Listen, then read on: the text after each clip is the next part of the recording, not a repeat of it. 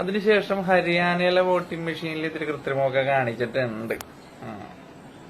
കോൺഗ്രസ്സുകാർ അവരെ സ്ഥിരം ആരോപണമായിട്ട് വന്നിട്ടുണ്ട്. അതിന് അവര് പറയണ കാര്യം എന്താണെന്ന് അറിയാല, 90% ബാറ്ററി ഉണ്ടായിരുന്ന വോട്ടിംഗ് മെഷീനിൽ BJPയും അതുപോലെ 70% ചാർജ് ഉണ്ടായിരുന്ന വോട്ടിംഗ് മെഷീനിൽ കോൺഗ്രസുമാണ് ജയിച്ചത്. ഭയങ്കര വലിയ ആരോപണമായിട്ട് വന്നേക്കണാണ്.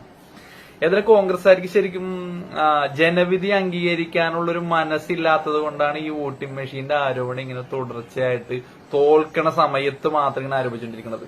എന്തൊക്കെയായിരുന്നു ചാനലുകളും അവതാരകന്മാരും ഓരോന്നൊക്കെ പറഞ്ഞിരുന്ന രാഹുൽ ഗാന്ധി മറ്റേ കൊടുങ്കാറ്റായും പേമാരിയായൊക്കെ വന്നെന്നൊക്കെ പറഞ്ഞ് എന്തൊക്കെ ഡയലോഗ് ഇറക്കി പറഞ്ഞാണ്. ആ സമയത്ത് വോട്ടിംഗ് മെഷീനെ കുറിച്ച് ഒരു ചർച്ചയോ ഒരു കാര്യങ്ങളോ വന്നില്ല. കോൺഗ്രസ് 73 സീറ്റ് വരെയൊക്കെ നേടി, BJP ആട്ടാപ്പാട്ടെല്ലാം മൂഞ്ചി നിന്നൊക്കെ പറഞ്ഞൊക്കെയാണ് ഓരോ വാർത്താവതാരം പറഞ്ഞത്. അവസാന നിമിഷത്തെ വോട്ടെണ്ണലിൽ BJP ജയിച്ചപ്പോ അത് അന്നേരം വരെ ജനങ്ങളുടെ വിധി എന്ന് പറഞ്ഞ ആൾക്കാർ അവസാനം വോട്ടിംഗ് മെഷീനെ കുറ്റപ്പെടുത്തേണ്ട അവസ്ഥ അങ്ങനെ വന്നുകൊണ്ടിരിക്കുന്നു.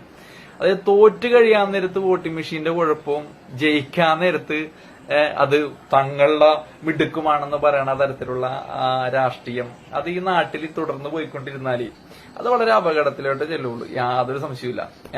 ഏതായാലും കാശ്മീരിലെ വോട്ടിംഗ് മെഷീനിൽ വലിയ കുഴപ്പമില്ലെന്ന് പറഞ്ഞാൽ നന്നായി.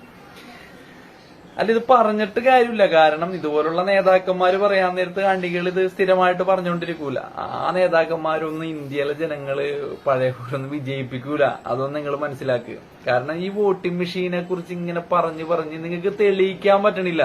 വെറുതെ വാഗൊണ്ട് പറയാനല്ലാണ്ട് കോടതിയുടെ മുന്നിലോ അല്ലെങ്കിൽ ഏതെങ്കിലും കാരണത്താൽ വോട്ടിംഗ് മെഷീനിൽ കൃത്രിമം കാണിച്ചു തെളിയിക്കാൻ പറ്റണില്ല.